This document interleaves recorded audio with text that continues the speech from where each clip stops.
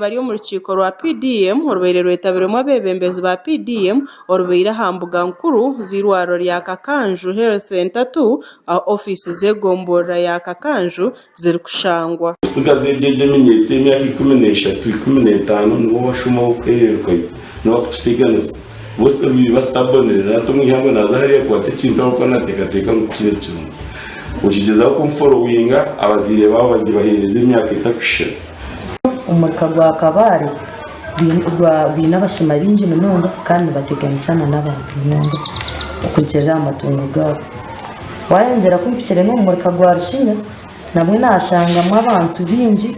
bari kukomplaininga bushuma kandi nimwe ndukubireba bari kubyiba azima abantu RDC mbabona munonga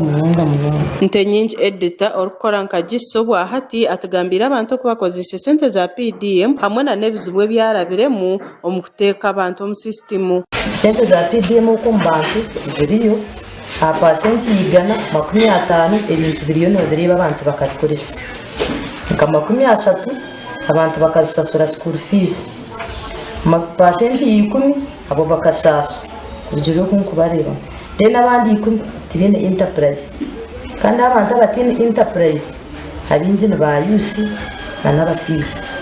Benson Katega chairman wa PDM habo umurika gwa Katunga umurika Kanju wacoborere ngo abarukira kureta uvuyo on program ya PDM ngo nabantu abo rubajor kwa kanisa government obo bar kugira ngo babeho sente zebituga ngo kandi kigenderera cyabo no kureba ngo program za government bazitera hansi babone kushikiriza ibigenderera byabo program ije gutahamwe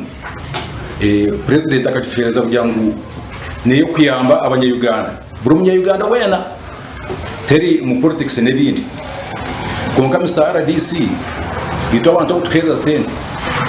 harmu abi aba NRM na other parties haza abantu abo other parties nibo bize bahindurire PDM kwenda ngo bakorese campaign bo batungeshe bakwenda Atayire Robert RDC Bushenyi araganisa abanyakakanju ngo government inetekateka yo kubongera abapolisi bo murka zizabo za PDM na nemyoga nebindi nibetaga ubwerinzi eco naco nabaraganisa ngo government iriyo neza kutongera abapolisi atoshayenka Kakanju abasirikare beine batakumara shayo nabaza kutongera abandi kandi urode twine na military niyo nambwe nikira kuri munayo tukora patrols Robert Atayire agarikire yarabura bubona abar kubura kwa information ahashonga za sente za PDM ngo nubeje kutandika kukwatwa ngo habukuba nabaremesa abandi abataratungire aba bantu ba beneficiary ba PDM ninga batungire sente ezo abutukugeza kutunga particulars zabo ngo tuzite omu FIS system yeje ya digital ya wendi bakanga ngwabo ko bakaiza kutunga sente so hati nibahurira bo echo bakakirigamu ninga bategatya ngo tuyondu yuza sente obona obushomankuzi kandi nimbarabure tuza kutandika kubakoma government gateze sente za PDM kubaza impire nanye nazikoso mwanya nasanga ntine kantine masha ntine binyasi nasitama amasha nahinga inazo mwanya